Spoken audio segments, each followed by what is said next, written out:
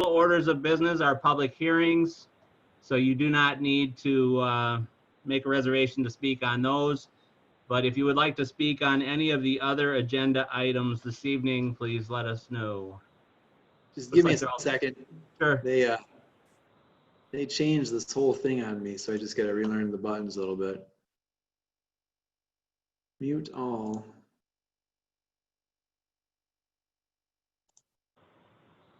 Crap.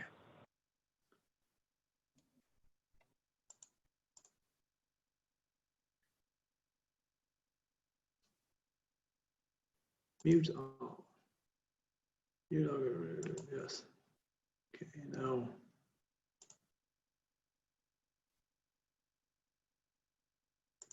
Well, that's going to be a pain. I'm sorry. They took it away and made it kind of more difficult to unmute everyone. So I think if, since you unmuted us, I think if we individually unmute ourselves, we can speak. So yeah, if anybody in the audience would like to reserve time to speak for up to 3 minutes on any of the agenda items, minus the public hearings, please unmute yourself and let us know. Is I2 part of the public hearings? I2. There's, what are you looking for, Steve? Which one? It would be your budget. I think it's E2 is the public hearing on, yes. So you'd be welcome to speak for up to 5 minutes on that agenda item. But wait until that time. Correct. Yep. Yep.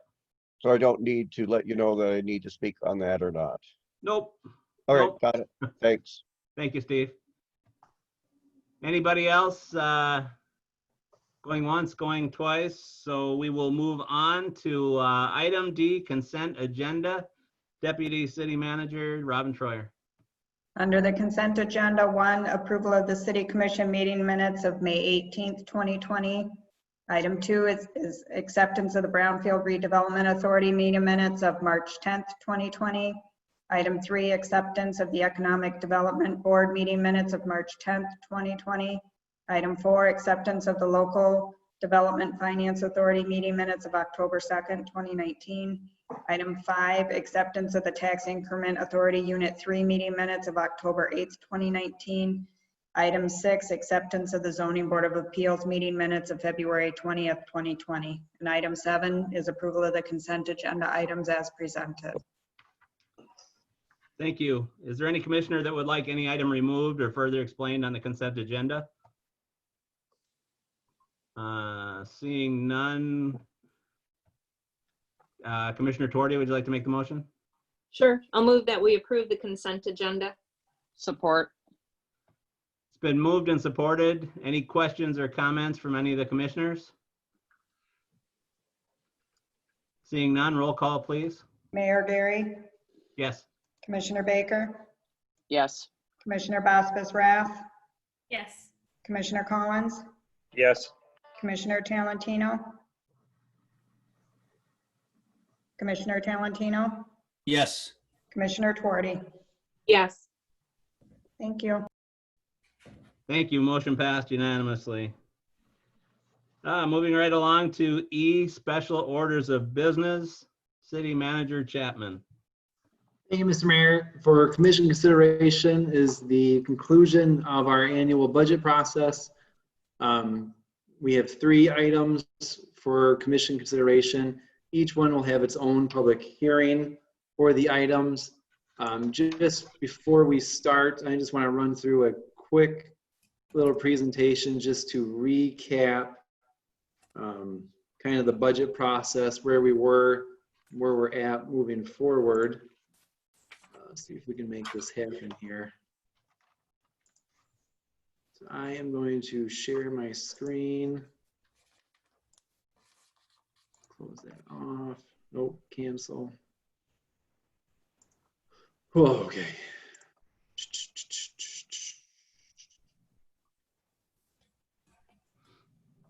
All right, everybody see that? Can I get a little thumbs up there from the people that I can see? All right, perfect. So, all right, so just to kind of wrap up where we were at and where we're going with this budget. towards the end of it, you're going to hear that there's certainly some uncertain times in the near future that we're going to have to deal with. So the budget timeline, as you all are aware, the budget starts back in September. That's when we start assembling the capital improvements project or capital improvements program. The bulk of the actual operating budget starts way back in December when forms get handed out and the department heads have an opportunity to make the requests for their future year of funding. As you can see, it runs all the way through December up till what's typically May, but there was a little bit of a delay just because of the COVID pandemic this year. So we had opportunities for public hearings. We had our budget work sessions. Those were all broadcast online. We had to really pivot the way we typically do things so we can accommodate this schedule. Again, today we're just here for the public hearing and potential budget approval. Quick budget overview for people who are new to city budgeting. The city budget is a document. It's made up of numerous funds. Each fund operates like its own business. So there's an expense and there's a revenue that typically comes into it. There are different types of functions or different types of funds that have different functions. The general or governmental fund is the one that pays for the commission, most of the administration, your police, your fire, various services like that. We have enterprise funds that would be our water, sewer, or our parking utility, where they are deriving their own or raising their own revenues and paying for their own expenses. We have fiduciary funds that we manage. Those are pension trust funds. We have several of those. And then we have component funds that are part of our organization too. That's typically the DDA and the EDC. Just to keep in mind as we move forward with the budget, there are line items that have staff in them. They may seem kind of small, but that's because typically people can be budgeted out towards different line items. So just keep that kind of in mind. And then each fund typically has a fund balance. We have a fund balance policy that typically determines what level we kind of have in the bank, so to say. And we use those for our rainy day funds. Going into the budget development process, we kind of had a few assumptions. For the most part, and this was all pre-COVID, for the most part, our revenues were going to remain flat. There wasn't any major windfall coming in. Aside from grants for bigger projects like that, in terms of operations, there was no major windfall coming in.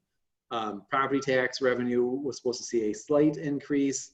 Water and sewer revenues, we're going to see a slight decrease, mostly based on a reduction of usage. And then our permits and fees that provide a substantial amount of our budget, we're going to remain pretty flat and static too. Those are all based on usage. And there was never anything that would indicate a major increase in any of those line items and their usages.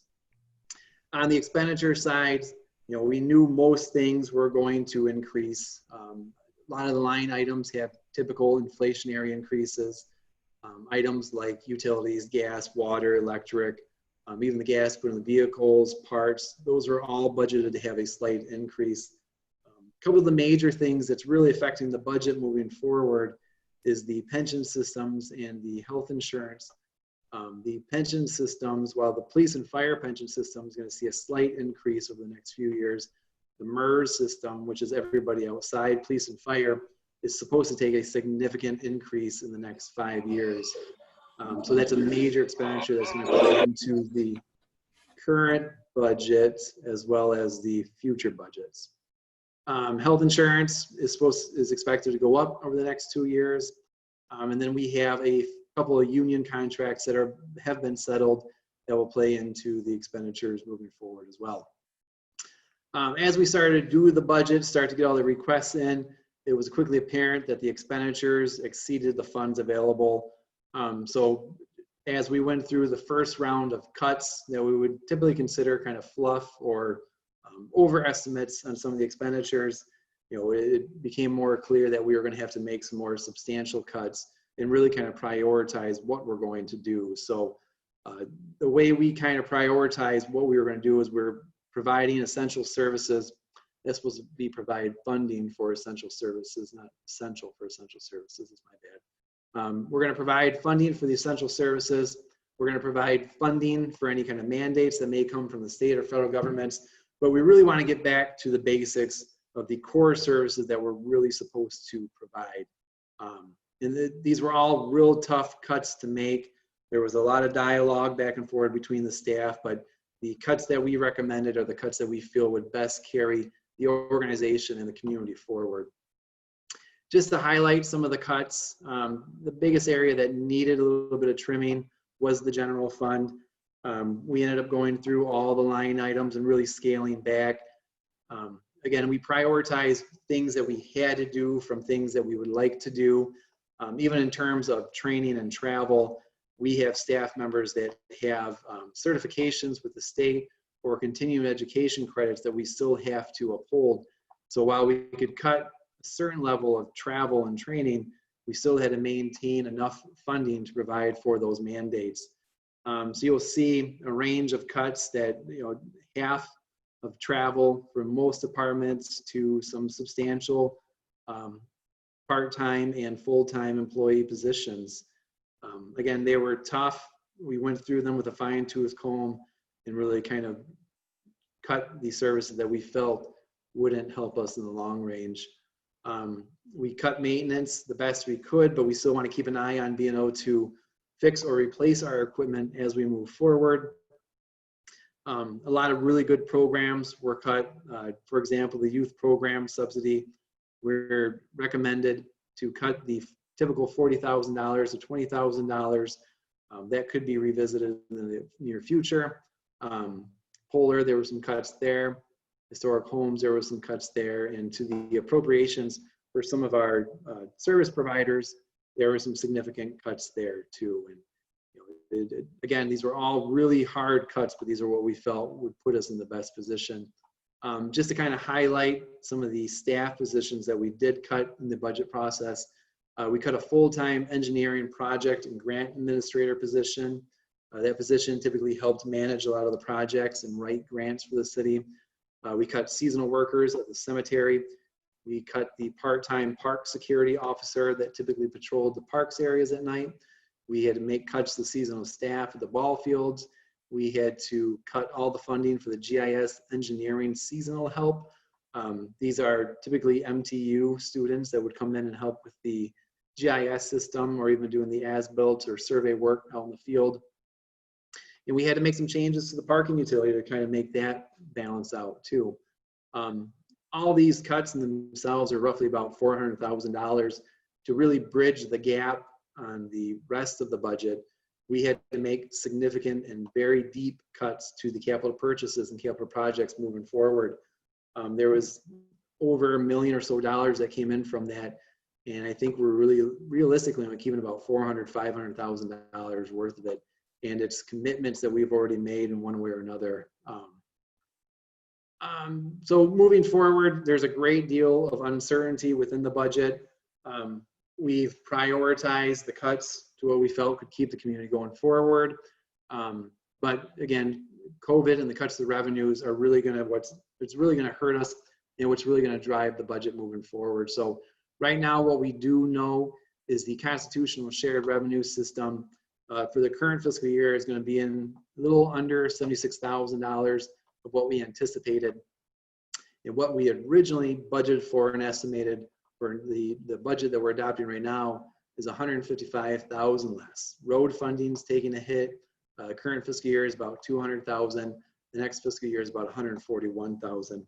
Then there's still a lot of revenue sources that we're not sure how it's going to play out. One of the bigger ones is going to be the statutory shared revenue system, currently budgeted at $444,000, and with a slight increase for the next year at $452,000. The risk of this program is that it's an appropriation from the state legislator, and as we are all aware, what they've typically done is balance their budgets with the skin off of our backs. So a small hit could kind of require us to deviate a little bit more and try to put some plans together. Other than that, there's about $1.8 million in grants and other sources that what we have dubbed as kind of economy sensitive revenues. And a lot of these ones, we're not quite sure where they're going to come in at. It just really depends on how quickly and how strong the economy kind of bounces back here. The items highlighted in green are the ones that are really vulnerable to any kind of sways in the economy. Our response to a lot of this uncertainty, this week marks the first week of implementing the furloughs throughout the organization. We talked to all the commission about that over the last couple of weeks. That starts this week. All employees, except for police and fire, will be on a day's furlough. There's some unemployment that we're working through for the employees, but every employee will take 1 day furlough where they won't receive pay from the city.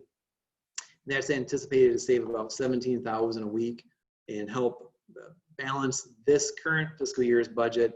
And then we'll roll that program into the summer and help kind of balance the budget moving forward. Because of the high level uncertainty with the budget, Finance Director Collins and I will be doing frequent budget reviews and making sure that we're in line, or we have the information to be able to pivot or change according to realistically any kind of revenues that are coming down. A lot of the department heads have received word to really watch their spending. Any major purchase needs to be ran through me. Any hire needs to be ran through me. So we're really trying to watch our dollars and cents moving forward. And then we're partnering with our unions. Our unions are really stepping up and they're trying to make it work with us. It's early, but they're giving us a lot of leeway in terms of trying to work the situation out and keep the employees employed as long as the best as we can.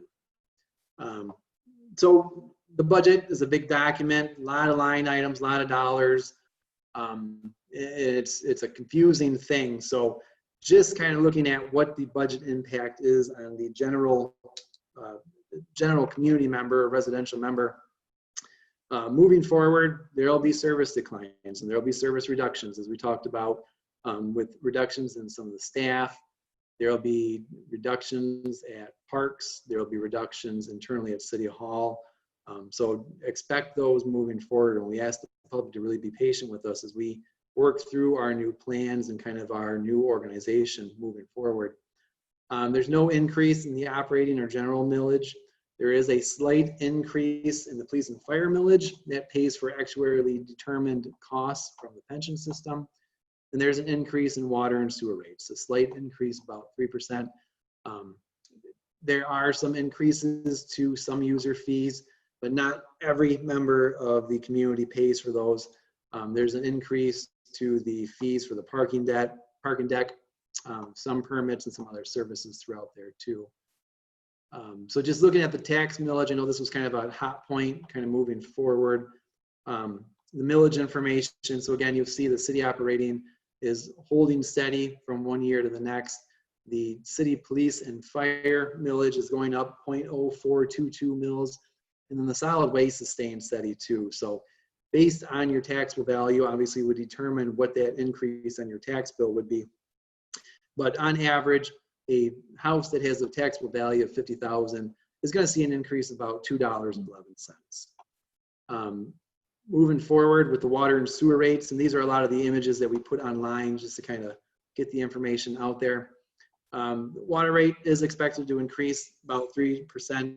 It's a inflationary increase. You know, as a service provider, a lot of our suppliers and the businesses that we buy our parts and supplies from, they typically increase their prices, and we have to accordingly as well. So there's an increase in there. Depending on your water usage amount, you know, it determines your increase. So if on average you use about 700 cubic feet, you're going to see an increase in $3.41 per month. Part of that is really being driven by the water usage within the city as well. As people change out older toilets, go to low flow toilets, or they start doing their own personal water reduction improvements in their house, we see lower water usage, and we have seen a pretty good drop in water usage since 2003. So, you know, as that formula goes, there's quality or there's quantity within water that helps offset those expenditures.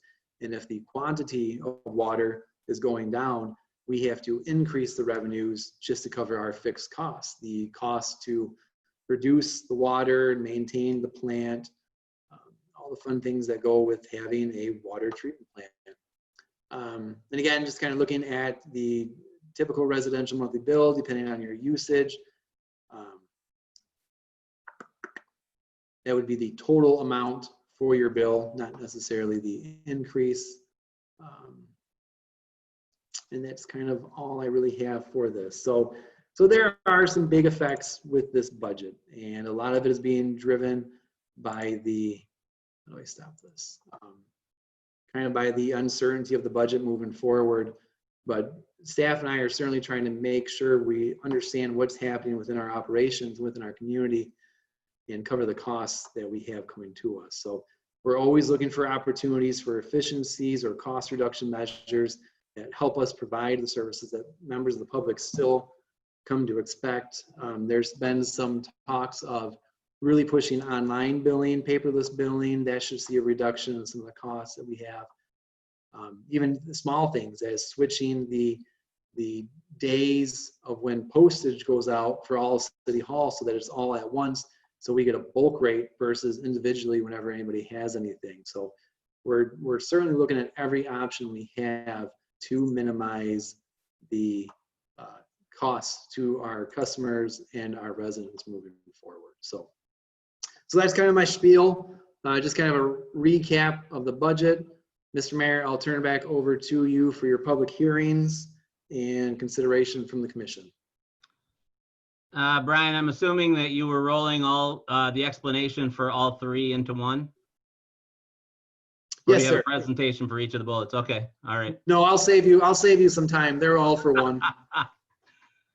Well, I have to say that was an excellent presentation, excellent PowerPoint, and I think it really explained it very well. The city is focusing on providing essential services, and we unfortunately have had to take some significant and deep cuts, as you said, including job elimination and furloughs for all employees. And it's worth noting that the operating millage is increasing $0, 0%. I know there's been some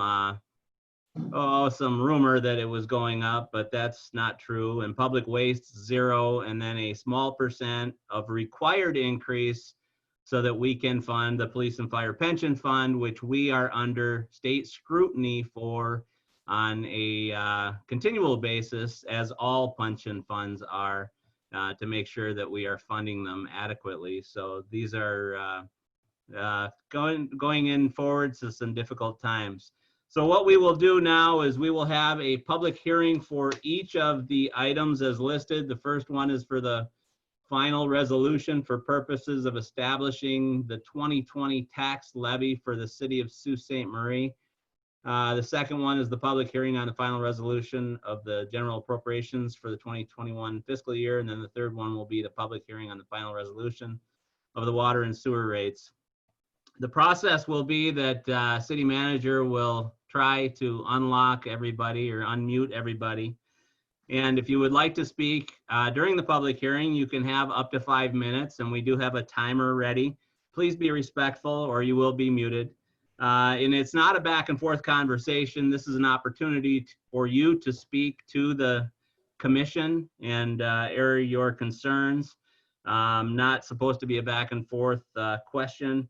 And we do need to have your name so that we can record it in the public record. And this is all according to Michigan law.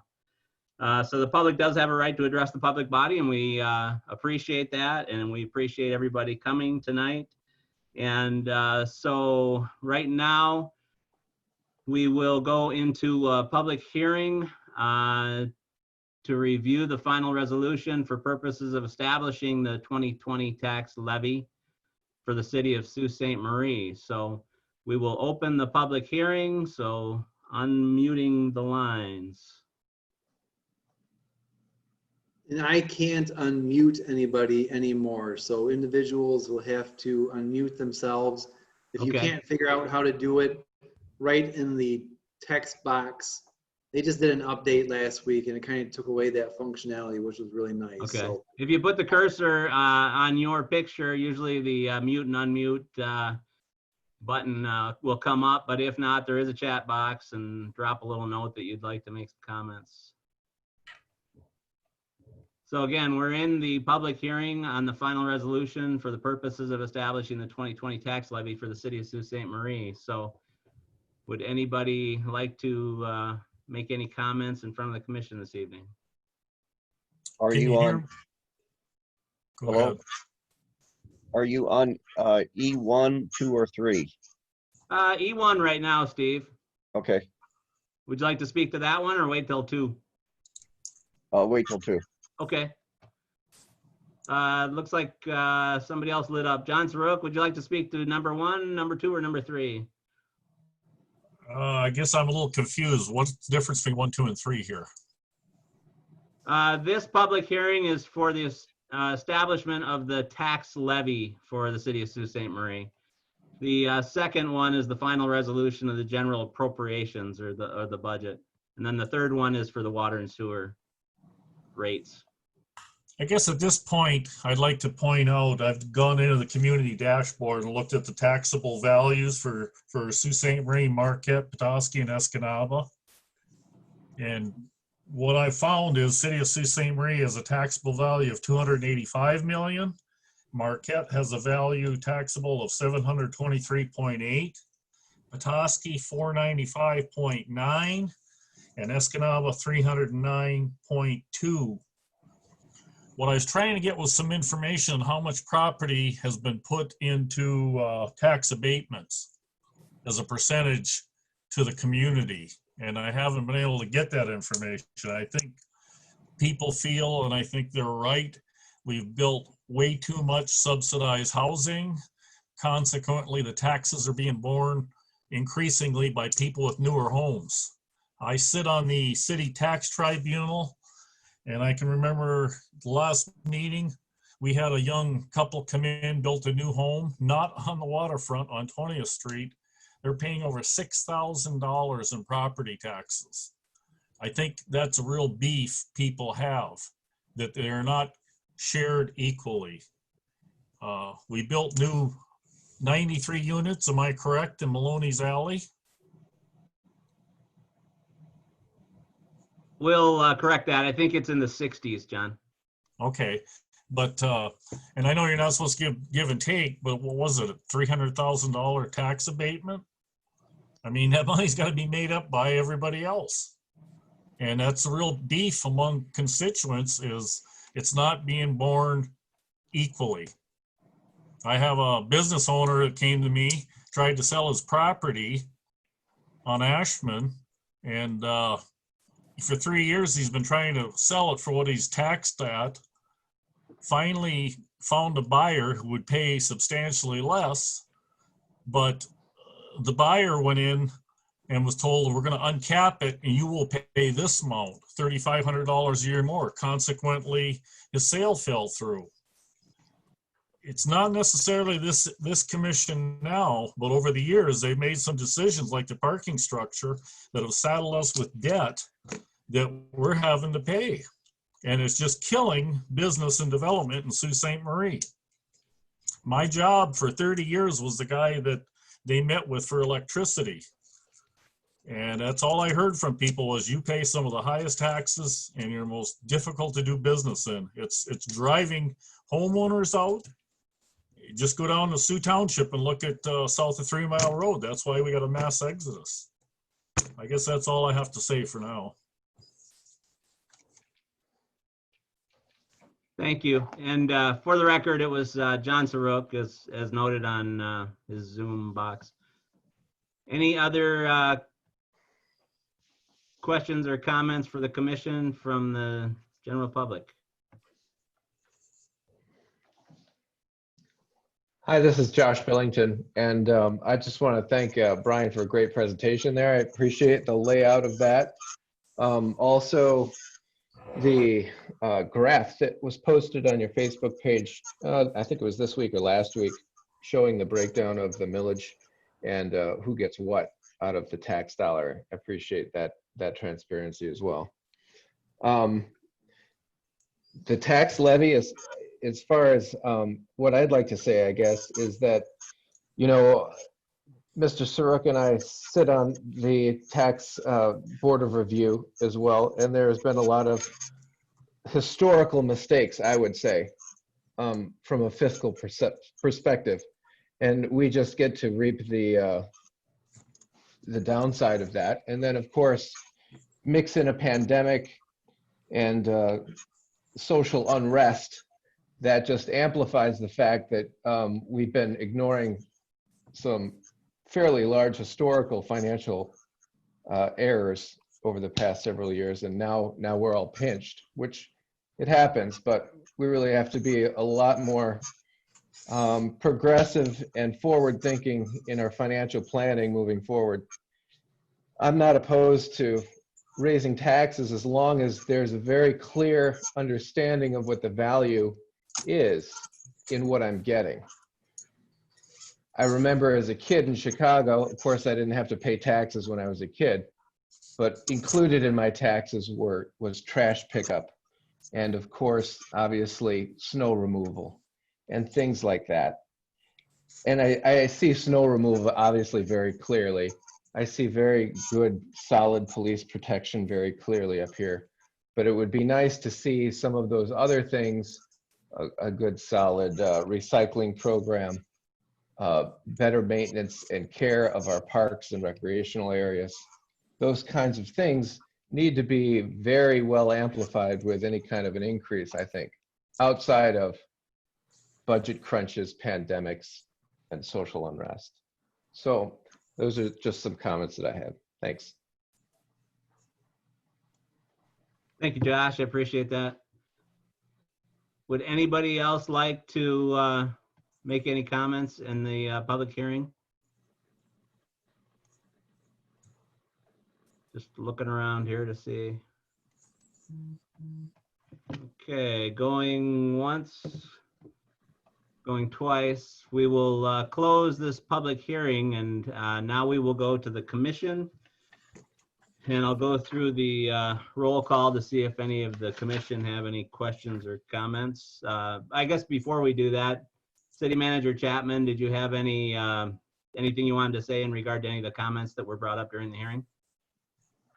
You know, if you don't mind me just taking a second, I can Sure. actually show the graph or the illustration. I think I have it right here that Mr. Billington was mentioning. At least I thought I had it.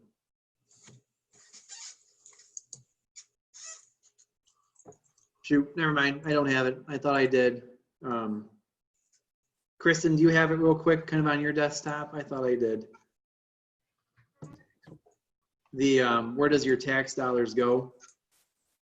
The pie chart, I'm sorry, it'll take me a minute, but I can pull it up in just a couple minutes.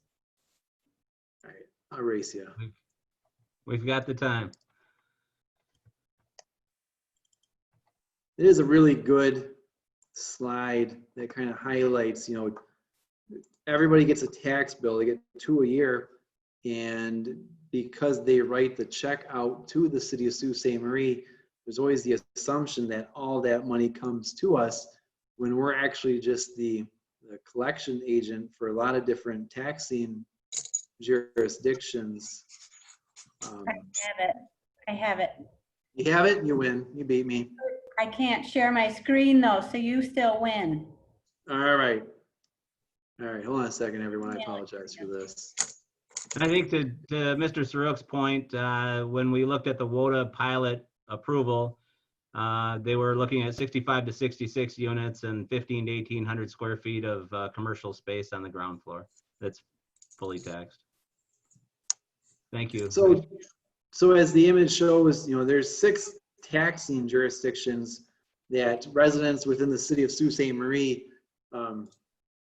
have to pay bills towards. So there's the city, there's the school district, there's the state education, there's Chippewa County, there's the East UP Intermediate School District, and there's the Superior Library. So while a majority of it does go to the city coffers at 56%, the remainder of it goes to several different taxing jurisdictions. So it's not necessarily that every single dollar that you write out that check for property taxes goes to the city. A lot of it is passed forward to those taxing jurisdictions. And, you know, it's a good point. I'm glad Mr. Billington brought it up so I could share the slide. And I'm going to unshare now. There is also a slide that was shared previously about our millage rates as compared to those of our peer cities. However, because they have so much higher of a taxable value, as was pointed out, I believe by Mr. Saruk, they bring in more revenue per. They need those millages, but they bring in a lot more revenue based on those millages. Exactly the point I was trying to make, that when you take all this property off the tax rolls, everybody else has to make up that funding, be it a TIFA or anything else.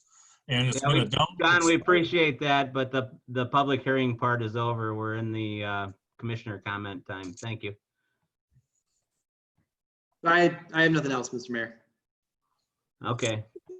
Thank you very much. What we'll do is go through the commissioner roll call and ask for any questions or comments. So Commissioner Baker, you are alphabetically first. Just a comment. I know Brian and the staff worked really well and hard on this, and in a very trying time and situation that we're in now. And Josh Billington really said everything pretty well. So that's it. Thanks. Thank you, Commissioner Baker. Commissioner Bosbas Rath, questions or comments? No, thank you. I'm good.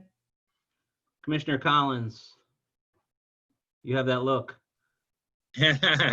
Well, I'm glad you can see me because I can't actually see me on the screen for some reason. You have Can't two see boxes myself. lit, so. Really wonder why. Yeah. How do I delete one? Because I'm I getting, have no idea. I'm getting like Don't a delete reader. the one that's unmuted. Well, maybe I'll try that. Let's see. Yeah. Now you're muted. So the one works with the volume, but it doesn't have the picture. I can't actually unmute the one that has a picture. So, but I don't have any questions. Thanks. Okay. Thank you. Commissioner Miller is absent. Commissioner Talentino. Unmuted. I'm good, Your Honor. Thank you. Thank you. Commissioner Twardy.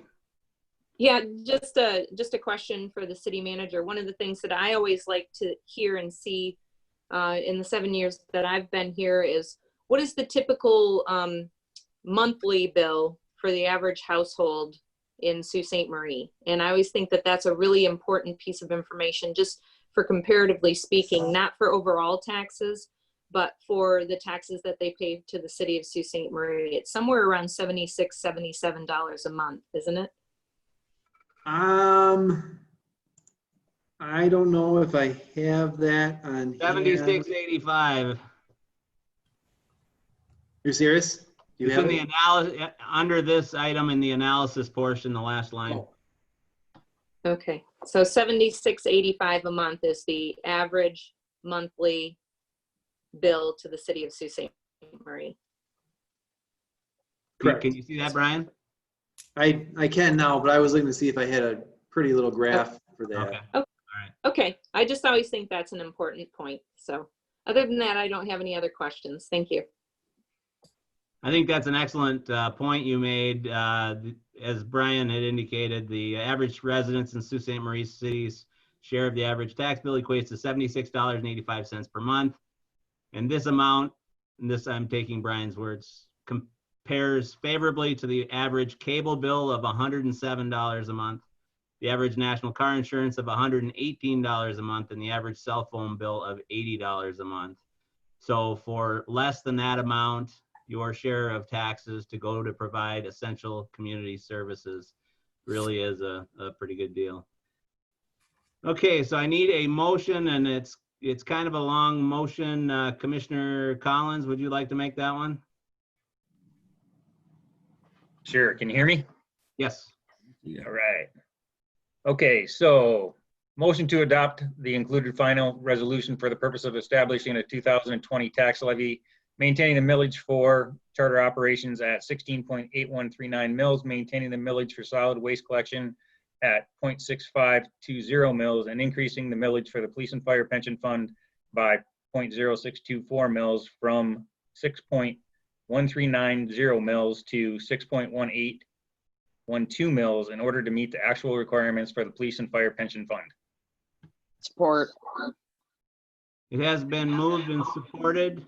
Are there any questions or comments from the commission? Roll call vote, please. Commissioner Vasquez Rath, Yes. Commissioner Collins, Yes. Commissioner Talentino, Yes. Commissioner Twardy, Yes. Mayor Gary, Yes, Commissioner Baker. Yes. motion passed. Thank you. Now moving to item E2.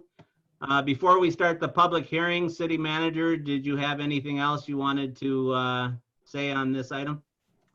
No, sir, Mr. Mayor. My PowerPoint will cover all the other topics, so Okay. I am good for now. Thank you very much. So we will open a public hearing on the final resolution of the general appropriations for the 2020 to 2021 fiscal year. So opening the public hearing for final resolution of general appropriations for the 2020 to 2021 fiscal year. I think Mr. Welch had said he wanted to make some comments at this time. So Steve, welcome. Thank you for the time to make comments. I heard through a grapevine, also the social media platforms, through rants and raves, that there was a possibility of raising property taxes. And that's why I offered comments at the last meeting of the commission. With the COVID-19, our business is shut down. The last thing I need is another bill raised. Now, I'm quite sensitive in regards to property taxes, and I'll let you know why. I'm operating a third generation business since 1934. And I've got the property tax records for 80 years along the waterfront of Sault Ste. Marie. And our business was reassessed on an annual basis. And I know a particular business that wasn't assessed for 18 years. So in the 1980s, they were paying assessments at 1960 levels. Now that is not a very fair tax office. When Patricia Dietrich was city assessor, she actually doubled the size of one of my parcels. So I was paying double the taxes on a particular parcel, and I presented evidence to her and Glenda King when she was the assistant assessor.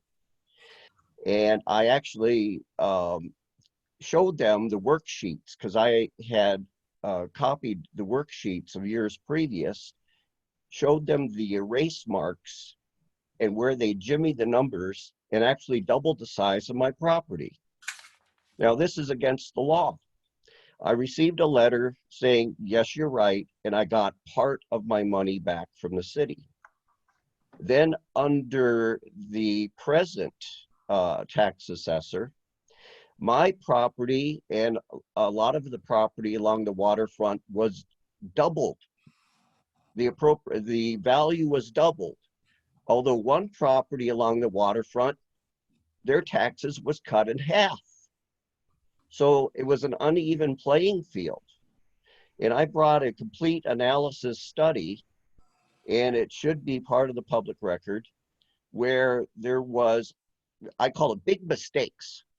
Some people would call it corruption, but you can't play favorites in the tax office. So I keep track of these things throughout. I mean, I got 80 years of this, and I've not tried to blow up the city over this favoritism, but you can't have favoritism in a tax office. Now, moving to your budgetary things, I've analyzed your budget, and I've provided a 3-page letter to the commissioners of items you really have to look at. Now, I'm vested in Sault Ste. Marie. I'm vested in the success of Sault Ste. Marie. But you do have some big issues, and rating the general fund balance, you're only going to be able to use that crutch for so long. And it's tough. You've got to, I appreciate the job the manager has done. Your presentation was excellent. It's tough times and you got to make tough choices. But the CSO project, the parking structure, you're bleeding a lot of money with some of those capital improvements. I wish you the best of luck in your endeavor, and you've got a hard road ahead. I think what would help, though, is the general public doesn't understand what you're dealing with. If there's a way to show where your big draws are, that CSO project, the water plant, the parking structure, if the general public have a better idea of your budget, break it down a little simpler for them, I think most people would be on board if they have understanding. They understand you're up against the wall. That's all I've got. Thank you, Steve. And I just wanted to mention that we all received your letter and it will be entered into the record of this hearing. So thank you. Thank you. Okay, anybody else, any comments for the public hearing for the commission? And this is on the general appropriations, which is our budget for the 2020 and 2021 fiscal year. Anybody else in the audience? Hi, this is Josh Billington again, and I just again appreciate the opportunity, and I understand the weight of all of this. You know, raising revenue is almost as important as making cuts, and I was wondering if there was any consideration to raising other revenue streams that the city has. And just like in business, as you know, if your margin isn't good enough, you're gonna eventually go out of business. So I was curious to know if there's been any consideration on making increases to the contracts that the city has, i.e. the marina, Polar. If the city can't make, you know, 20% on any kind of ticket sale coming out of the Polar, we got problems. It's an old building. It requires a lot of maintenance, as we know. And along with marinas and things like that, and nice things cost money. That's just how it goes. And so I was curious to know if there's been any thought in maybe renegotiating some of those contracts, reevaluating the kinds of percentage cuts that are out there. In addition to that, same kind of stream of thought, the pie graph, like I mentioned before, shows that most of the revenue, the majority of it, goes to the city and the county, which is understandable. However, in a county like Chippewa, when you have 37,000 people, we have 4 EDCs, 4 of them. And I see the EDCs as potentially the largest revenue generating organizations or quasi municipal organizations that have the ability to raise money. And if we're not being effective in producing revenue as EDCs, that's the city, the county, the tribe, and then there's one in Detour. Those are things that, you know, there's some redundancies in there. We're paying a city EDC and we're paying the county EDC.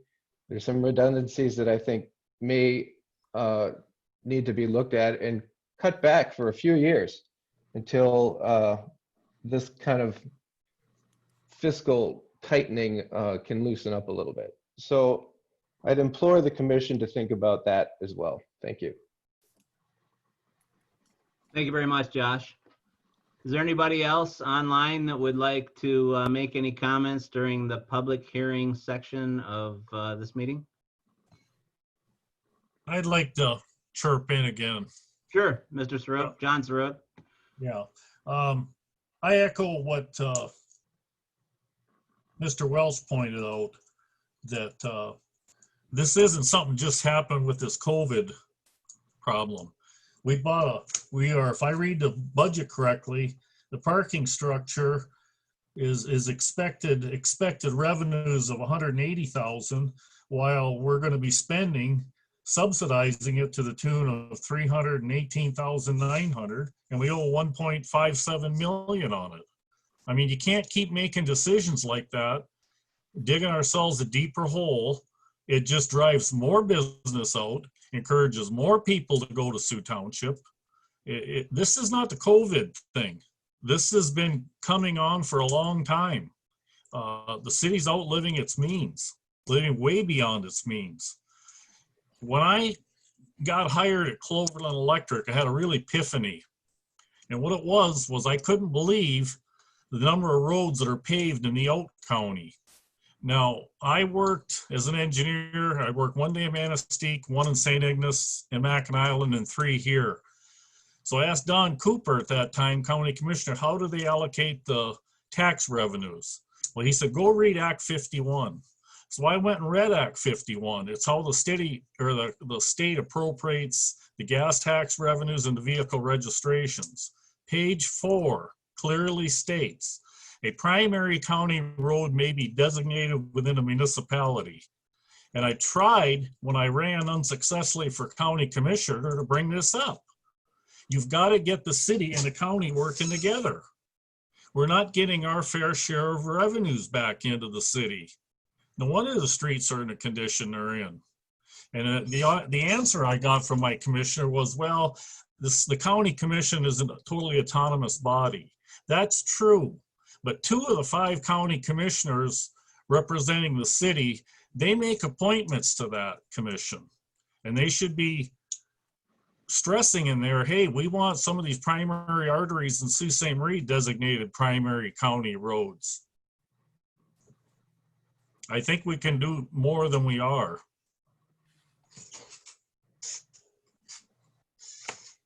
That's all I have. Okay, thank you, Mr. Sarup. Anybody else have any comments for the commission during this public hearing?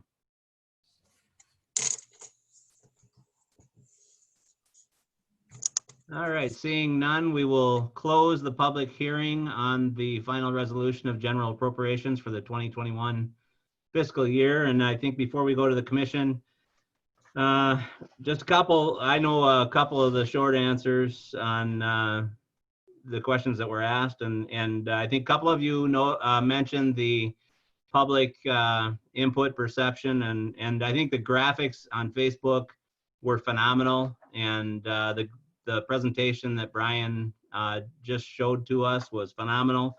Unfortunately, some of the data wasn't available a lot earlier in the process, so we couldn't do that. But I would agree 100% that we can be a little bit more transparent and communicative in the budget process. And I know that this is the first process with us that Brian has led, and he had to follow kind of what format we already had. But I know he has some creative ideas on making it much more community, with making it faster, making it smoother, and having more community input. You mentioned the combined sewer overflow project. Unfortunately, that was an unfunded mandate from the state of Michigan and from the federal government. We had absolutely no choice, and those had to be done. The parking garage was approved by a referendum or a vote of the public. And Josh Billington, I agree with you. The EDCs are 100% the vehicle that we could use for continued funding and growth in our areas. And we need to make sure that we are using each of the EDCs to the best potential. They do each represent different areas. But certainly I'm a strong proponent of all of the EDCs, and how they could partner together would be interesting. And then I think there was one more question, City Manager, if you could answer on the raising of revenue streams. I know that we did talk about, and we passed a goal to put together a blue ribbon revenue panel, which was only to look at the revenues of the city to find out how we could raise revenues and increase that stream, because cutting expenses, yeah, it's a little bit easier in the public realm, but raising revenues is very, very difficult. And as many of you mentioned, nobody likes tax increases. Nobody likes different structures. Fee increases hurt everybody. So that panel, I don't know if we'll convene that in the future to try to put together a group of individuals from the community to come and look at the information and see if there are other revenue sources that we could rely on. So, but those are my comments. City Manager Chapman, any comments? Just the one point that you did make there, we are limited in terms of the revenues that we can bring in. The Headley Amendment and Proposal A, Headley Amendment from 78, Proposal A from 1994 really puts a strain on what we as an organization can do to raise revenues. It hamstrings us. And then we are significantly dependent on the state fully funding their commitments for cities in terms of state statutory shared revenue systems.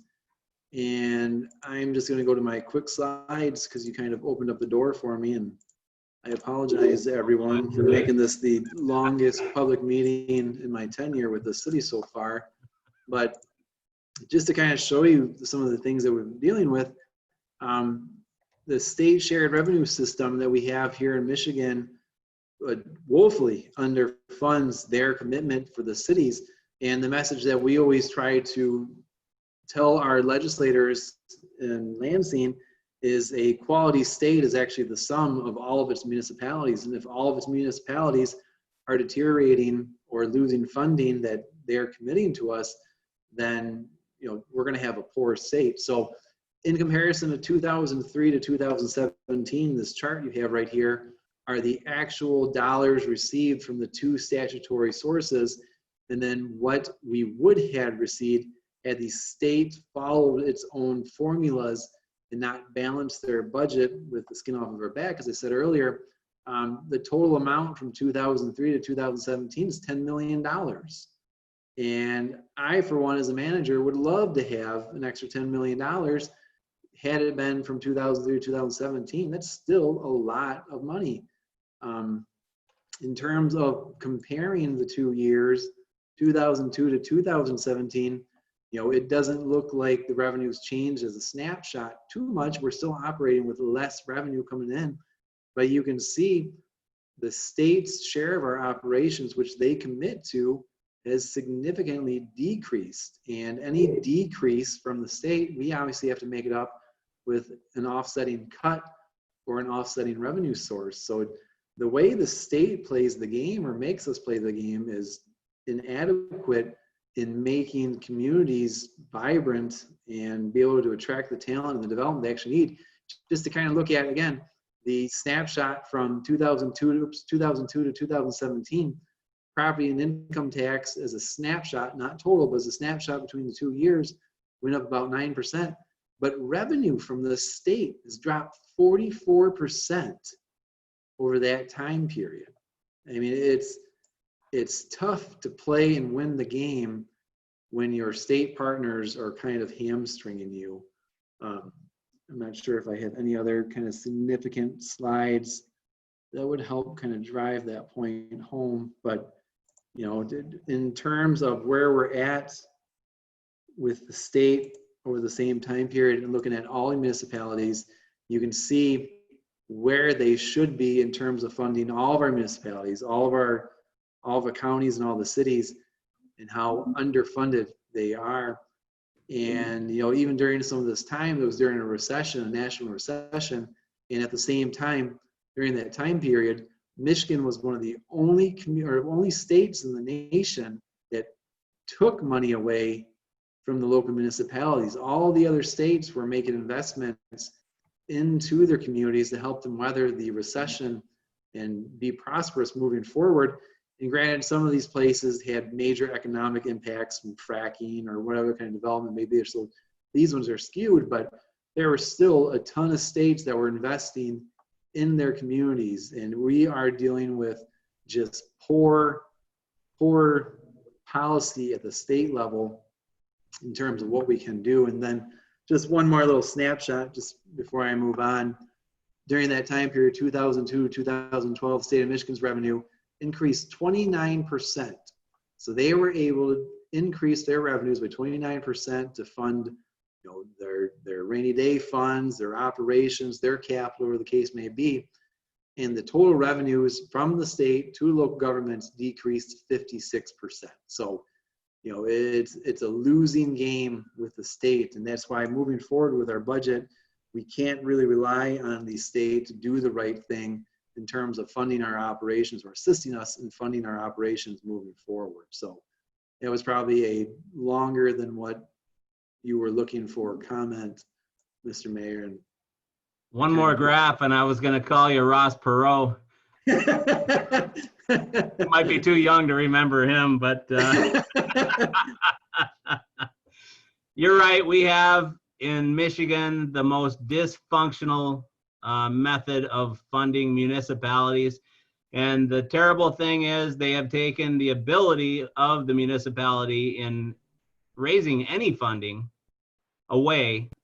And then they have promised us these revenue sharings, which, as you just illustrated, they have robbed us over the last 14, 15, 16, 17 years, whatever that number was. So as you said, $10 million down. So it's almost, some would say, criminal, the underfunding of the communities. And no, we can't just raise taxes. We can't create taxes. That's illegal in the state of Michigan. So there are very, very few, very limited ways that municipalities can raise money. And then the other thing, City Manager, was Josh had a question on raising revenue streams, but I think just to say that you and Kristen and Robin and every department head have gone through the budget line by line by line by line and category by category. And I know that this would be a really bad time for us to try to increase user fees on our facilities and parks and on the Parks and Rec and all of the other areas. So did you go through, maybe you could say how you went through and looked at other sources of revenue and have exhausted just about everybody on the team? I mean, we certainly went through that exercise, and the department heads, Finance Director Collins and Deputy Manager Troyer and I, we really consider ourselves stewards of the public's resources, and we want to make sure we're doing right for the community. So even before COVID, just kind of knowing the community's demographics, we didn't feel we were in a position just to start throwing out revenue increases. But even then, the size of the budget and what could be a shortfall, you're not going to make that up by zoning permits. You're not going to increase those to be $1,200 a permit to try to bridge a hole in the budget. So the revenue streams that we do have coming in wouldn't suffice a major increase. For one, it just wouldn't make sense. But for two, there's just not enough activities around some of these things to really increase it. So we are really dependent on our property taxes, our shared revenue sources, and some of the bigger revenue streams. But yeah, we went through every opportunity that we could, and we really weighed it out. And again, we feel we made the right decisions or the right recommendations to be able to keep the community moving forward and the organization moving forward. Thank you. We appreciate that. So let's go to Commissioner questions or comments. Commissioner Bosbas-Rath. I'm good, thank you. Thank you. Commissioner Collins. Yeah, I did. Can the city manager address Josh's question about the contracts that we had talked about before, as far as reviewing the contracts, like at the marinas and so forth? Yep, there's a couple of contracts for service providers within the within the community, and those contracts have expired or are about to expire, and we'll be reviewing those. There's certainly opportunities and a need to lower some of those costs, and that's certainly on our list moving forward to make sure we right size or put in place the right kind of metrics to be able to lower those costs.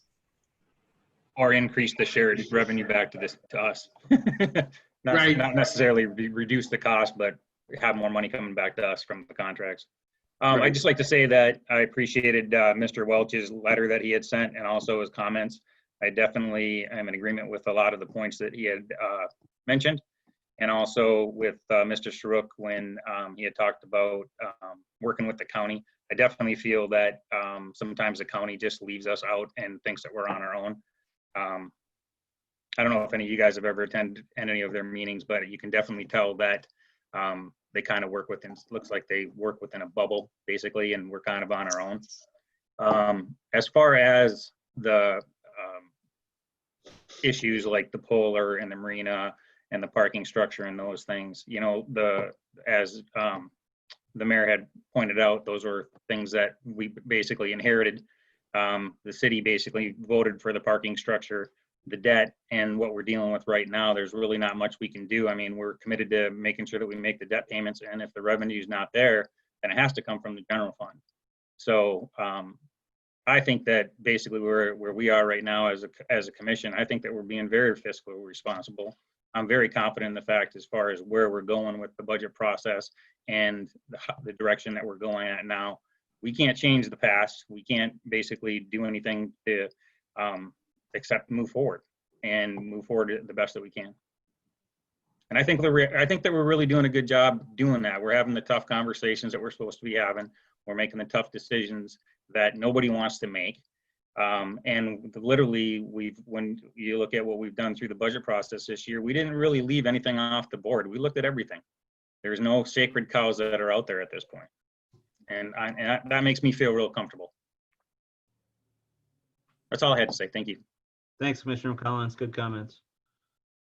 Commissioner Talentino. Thank you, Your Honor. There's been some great comments and good discussion tonight. I do think we're headed in the right direction. You know, unfortunately, with the state revenue sharing, et cetera, you know, I don't think we can really fight that battle. But I think we're doing really well. I'm excited to see how this comes out. We're tightening the belt. And as we've said in some of our meetings, everybody's going to get a haircut on this. We'll see how it all comes out, but I think we're going to be okay. I think we're going to come out stronger on the other end. It's going to be some rough water, but we'll be okay. We'll get through it. Thank you, Your Honor. Thanks, Commissioner Talentino. Commissioner Tuarte? I don't think anybody's getting a haircut for a while. But anyway, I do appreciate everybody's comments. I really appreciate Commissioner Collins' comments. I really appreciate what Brian has said about he and Robin and Kristen just being the stewards for the city taxpayers. And I think that that's how we should be taking a look at this entire thing. And I felt like the commission really worked well going through the budget process. We didn't leave anything off the table. And these are really hard decisions. No city manager wants to furlough his employees. They certainly don't. But we also understand that it's going to be a little bit of a rough road ahead. I really appreciate the revenue sharing slides because as a commission, we talk about revenue sharing all the time, but sometimes that doesn't necessarily make sense to people in the community. We get what it means because we live it every day, we talk about it every day, and we understand it.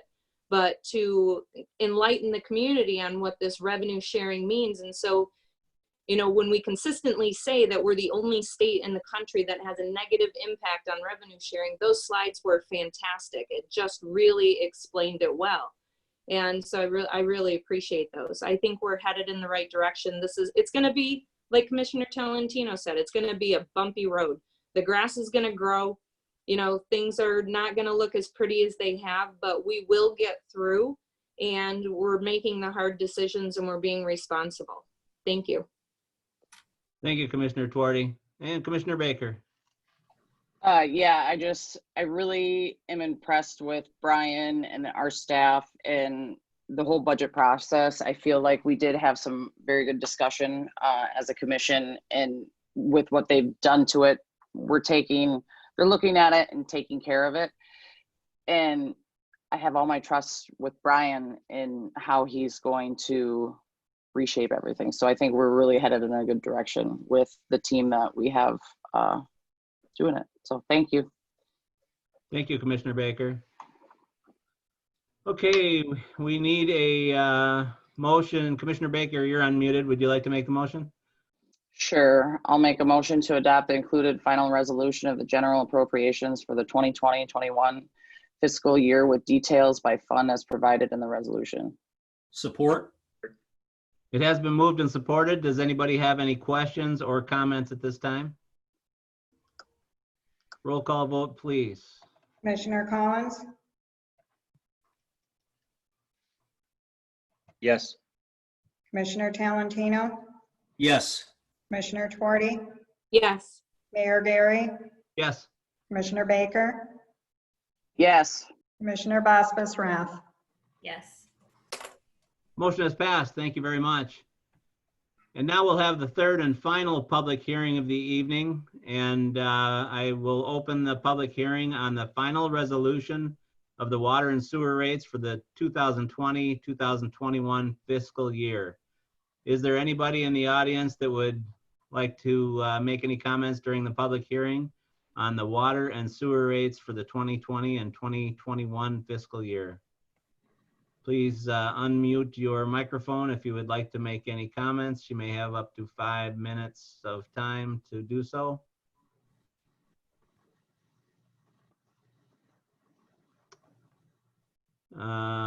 Seeing none, we will close the public hearing on the final resolution of water and sewer rates for the 2021 fiscal year.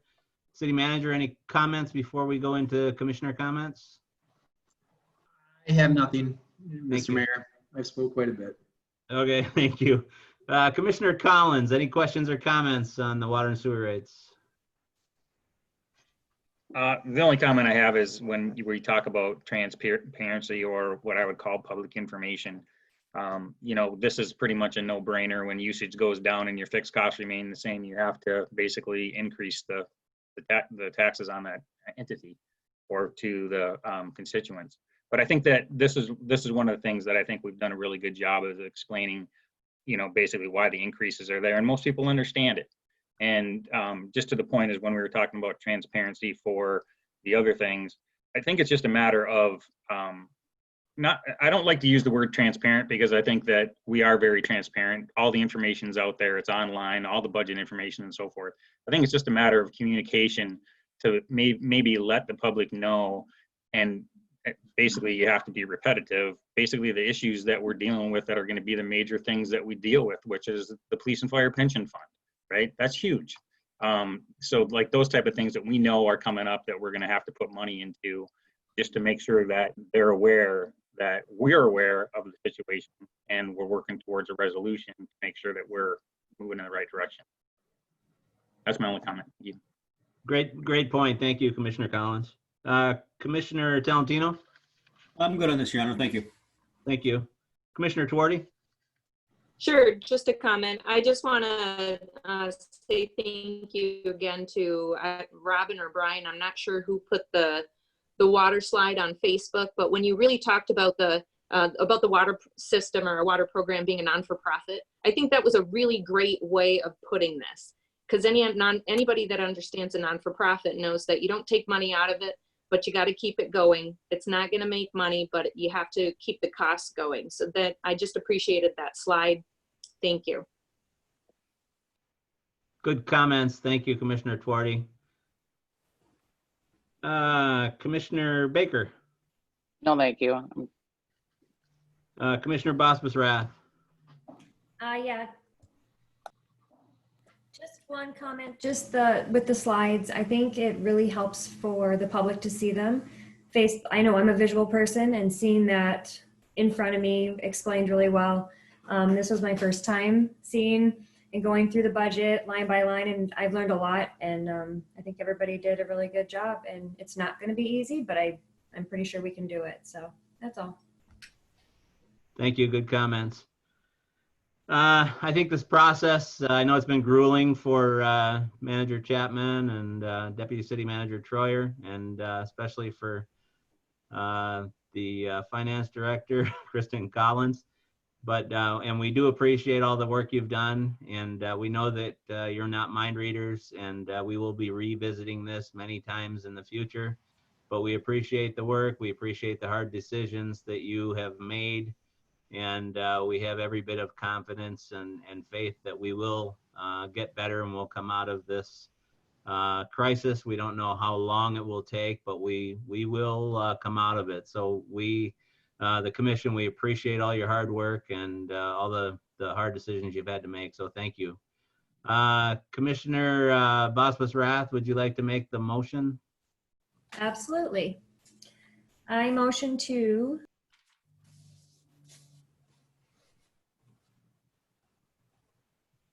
Oh, you're muted. You muted yourself.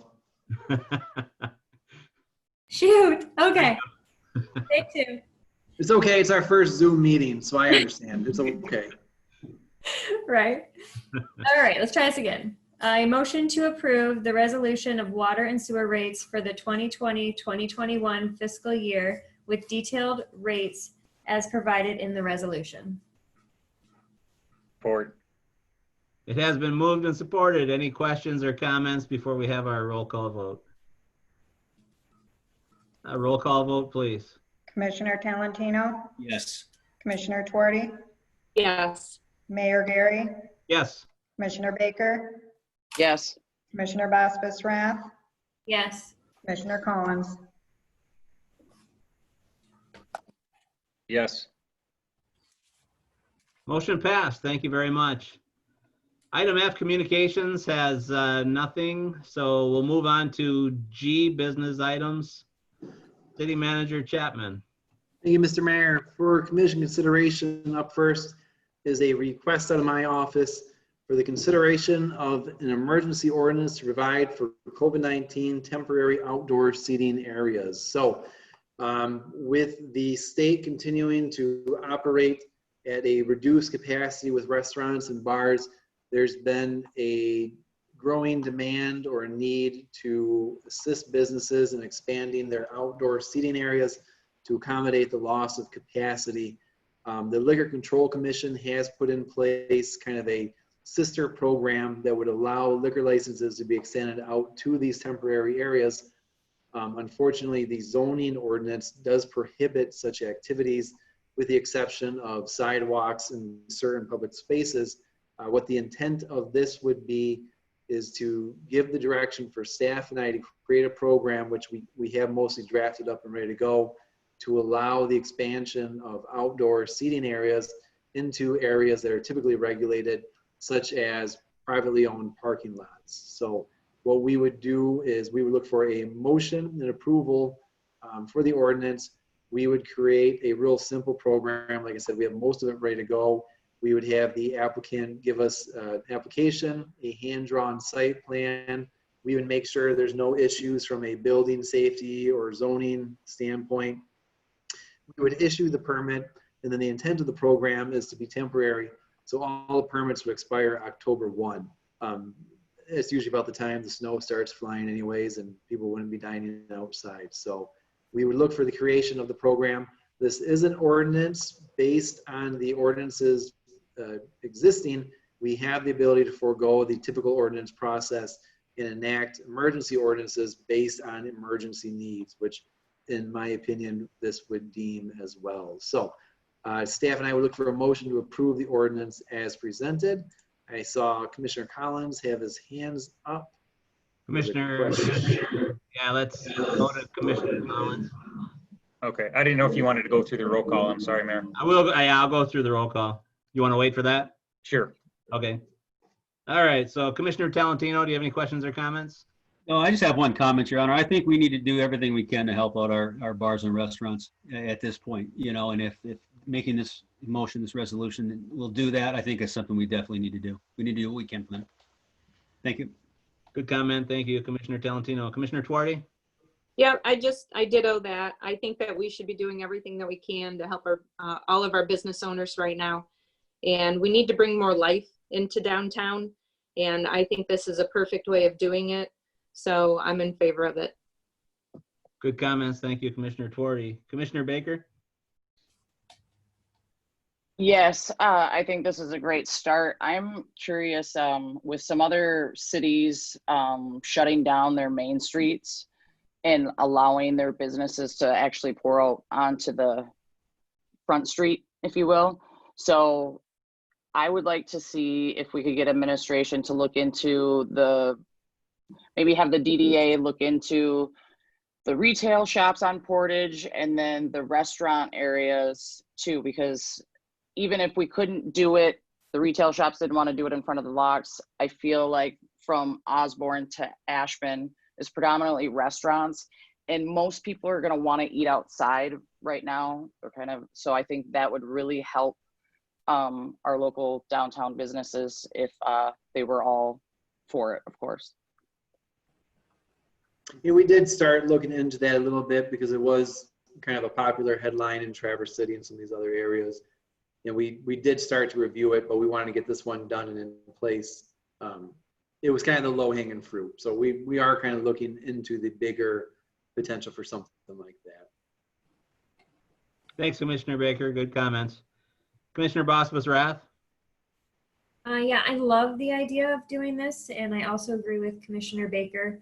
I did see that Traverse City was doing that, and I think it's a great idea. Anything to bring people downtown to the restaurants, bars, the businesses, I think it would be a good idea. And everybody wants to be outside right now anyways, so I think it's a great idea.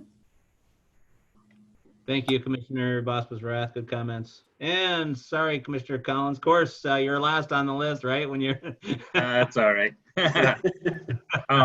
I agree with everybody. I think it's a great idea. I'm glad that we're moving in this direction during this period of time. My question is for the city manager. When you talked about creating a map, are you going to create a map to actually show the business owners, like, here's where you can, where we're okay with you putting outside dining or outside drinking establishments? So it'll kind of be the opposite. The business owner would write just a hand-drawn map for us. Here's the road, here's the sidewalks, here's where we'd set it up, how many tables. We kind of have an example set for them so they can work off of, but they would submit an application to us with their hand-drawn map, just so we can review it and just make sure everything's on the up and up and there's no safety issues. Like I said, from a building or even emergency services standpoint, we just want to make sure everyone knows where it's going to be at. And again, the idea to permit it and not just make it a permissible use. You know, if an issue of noise or an issue of trash starts to happen, we want to be able to revoke that right to be able to use it in that manner. So a little bit more than what you're asking for. So I guess in the short, to answer your question, we would look for a map from them and they would submit it to us. And of course, we're going to be really flexible about it. I've been talking to all the department heads that would have kind of a review role in this. And we want to make this work for them. We don't want to be the typical bureaucracy, red tape, kind of impossible task for these businesses to do. So we want to make it as easy for people and as flexible as possible while protecting the health, welfare, and safety of the community. Perfect. That's exactly what I wanted to hear. Thank you. Which part? The make it easy and not be difficult and get it implemented. Thank you. Thanks for your question, Commissioner Collins. And yeah, no, I think it's great. And thanks for being proactive and trying to help the business community. So we need a motion. Commissioner Talentino, you are unmuted. Thank you, Your Honor. Motion to approve the ordinance as presented. Support. Been moved and supported. Are there any questions or comments? Roll call vote, please.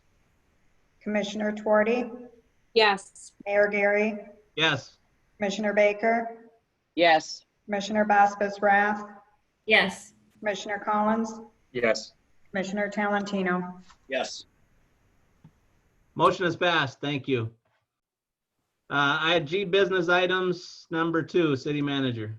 Thank you, Mr. Mayor. For commission consideration is an agreement between the city and the local firefighters union. It's a letter of agreement. You may recall from when I first got here in October, there were some issues and some concerns regarding patient transfers from War Memorial Hospital to other hospitals such as Marquette, Petoskey, Ann Arbor, Detroit, Grand Rapids, and so on and so forth. There used to be a program that was in place that was suspended for a variety of reasons.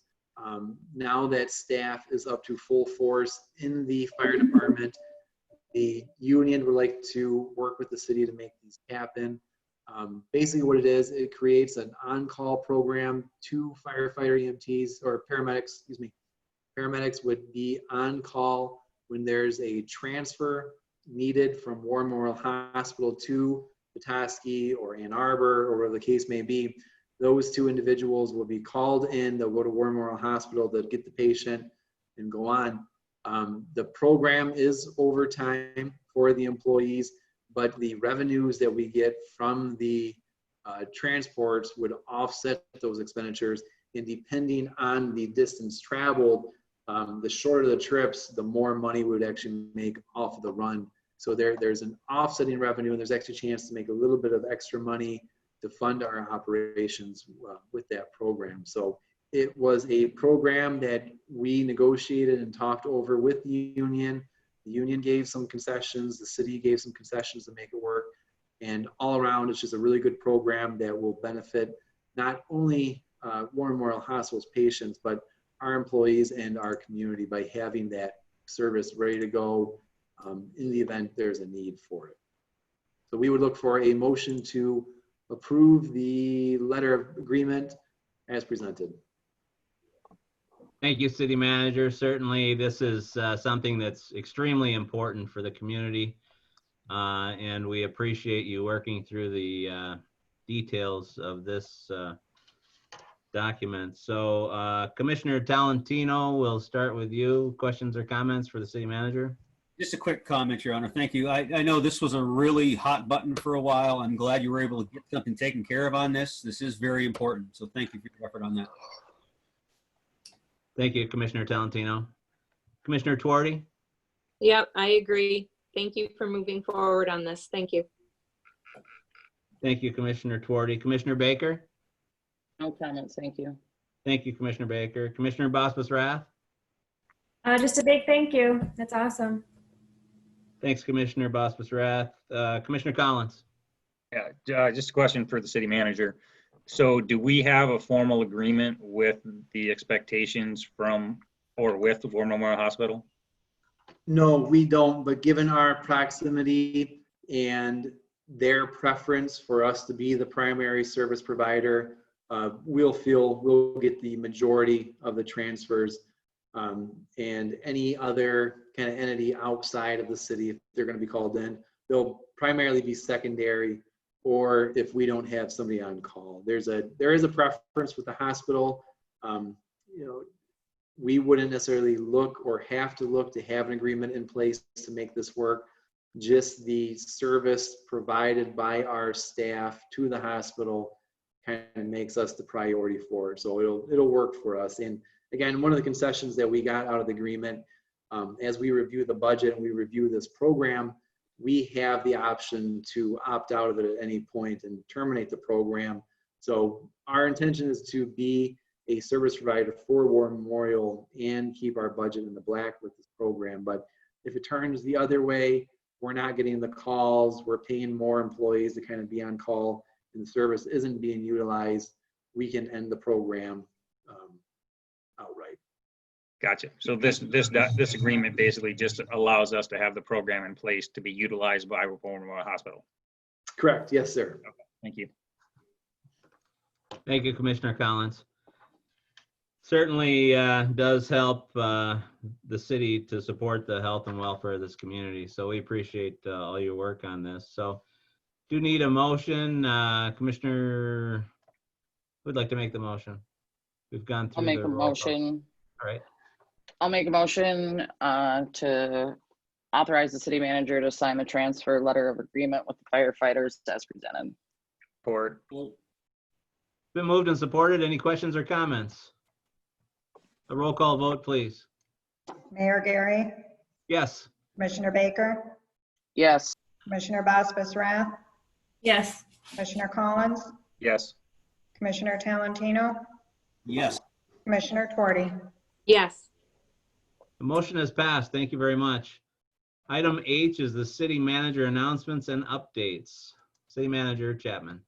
Thank you, Mr. Mayor. Just a couple of things. First and foremost, in your packet was an update regarding single lot assessment roll. This was already pre-approved. This is just a status update regarding where we're going at and how we're moving forward with that program. Kind of off agenda topic items real quick. The governor obviously updated the executive orders regarding stay at home, and most, if not all of those restrictions have been repealed and probably will be repealed within the next coming days. So we, once again, will be adjusting our operations accordingly. With the restrictions being lifted, we'll actually be able to get a little bit more of our services running and operating, such as the campground on Osborne. That's been restricted because of travel ban, so that's been closed this whole time, but now that's removed, we'll be able to open up the campground. So we'll send you some more updates as we move forward with that. Other than that, I don't have anything else, Mr. Mayor. All right, thank you very much. Any questions or comments for city manager? All right, thanks for that. Oh, Mr. Collins. So does that mean I can put my boat at the marina now? Yes, sir. Okay. Within the Thank next you. coming days, you should be able to, yes. You gotta announce that though. When you're not around. I got it. Thank you. Yes, we'll make that announcement when everything's ready. And it's the same thing. I've got a meeting with the Parks Department tomorrow just to get all of our ducks in a row, just so we're ready to go. We don't want to be too premature on the announcements and then have something not ready. So we just want to touch base, make sure everything's ready to go, and then we'll make those announcements. Looked like on our order, a lot of the things are changing actually a week from today. So I don't know if that is the marina and campground. Yeah, and don't take too much of what I said in terms of the specifics on that order right now, because I have to reread it. I quick read it this afternoon. Yeah, there's some things that are changing soon, and there's some things that are changing next week. So, Okay. like I said, we'll send you guys an update when everything's getting ready to go, and we've got some dates and some plans behind them. Over 100 executive orders to read, so that's fun. Right. I mean, it's been a slow 3 months. All right, well, thank you very much. Moving on to item I, matters presented by the public. Is there anybody that's on our Zoom presentation here that would like to make comments in front of the City Commission? You'll have to unmute your microphone in order to join us and to give us any comments. So we'll give you a couple seconds here if anybody would like to make any comments in front of the commission on any of the items we spoke about tonight or any items in general. Going once, going twice, going 3 times. We'll close the matters presented by the public and we'll move into J, matters presented by the City Commission. So City Commissioners, any City Commissioner that would have any comments? Commissioner Tuorty. You sort of have to wave your hands a little. Yeah, a little bit. You're sitting in the dark there too. I know, I need more lights. So I'm assuming our next meeting will be back at City Hall. It's being a little presumptive, but I'm just assuming that. Is there a way that moving forward with the Open Meetings Act that we can still continue to include this Zoom portion for a portion of the community who isn't able to come and attend? Because I know that we have a lot of senior citizens and a lot of people that aren't very mobile, especially in the wintertime. And for them to be able to speak up and provide input, especially during public comment section, might be really good. Oh, City Manager Chapman has an interesting thought on that. We are still limited to gatherings of 10 indoors though. Oh. So, City Manager. Yeah, so just kind of in general, the one silver lining, 1 or 2 silver linings about COVID that have existed so far is it's forced local governments, counties, and most importantly, the state to kind of redefine how we operate and how we do work. The worst thing that can happen right now is for the state to roll all that stuff back and just forget like it never happened. So I'm hoping the state allows us to continue to accommodate something like this. Even by just having the meetings on Zoom, that helps out, but you know, taking taking good public comment via Zoom wasn't something typically permitted or really endorsed at the state level. So we're hoping these things will stay in place. It's a good program. It works out. But yeah, I'm hopeful that we're able to keep kind of a hybrid model moving forward.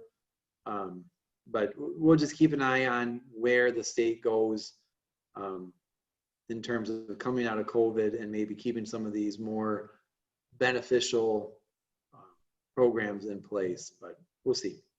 Okay, great. Brian, when does her order expire for this particular permission? I think that's the end of July, isn't it? End of June. I think it's end of June. I don't think it went all the way to July, All right. but yeah, end of June. So this is probably not our last Zoom meeting. So I spoke prematurely at our last month. I mean, yeah, and there's a good chance. And if the weather's nice, maybe we'll look to have an outdoor one at the next meeting.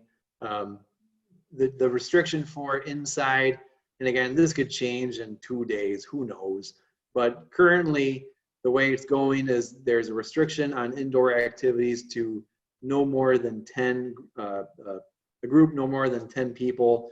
And with the commission, deputy manager and myself and one staff member, we'd be at that 10. So we wouldn't be able to allow the public to come in and out or participate. So if we want to do a face-to-face, we'd have to find some outdoor means to facilitate that. And there's the farmer's market, there's the front yard of City Hall. I mean, there's a lot of beautiful open space that we can utilize for a nice outdoor meeting. But we'll watch the weather and we'll see what the orders come in at and just kind of play it by ear, but we'll see. Okay, thank you. Yeah, because when you look at the number of participants that showed up tonight, at one point we were up to 28 people. And it's not very, I know that tonight we were settling the budget, and so that's a hot topic, but to be able to have that many people and even more attend our meetings on a regular basis, I think that's really important for keeping people up to date.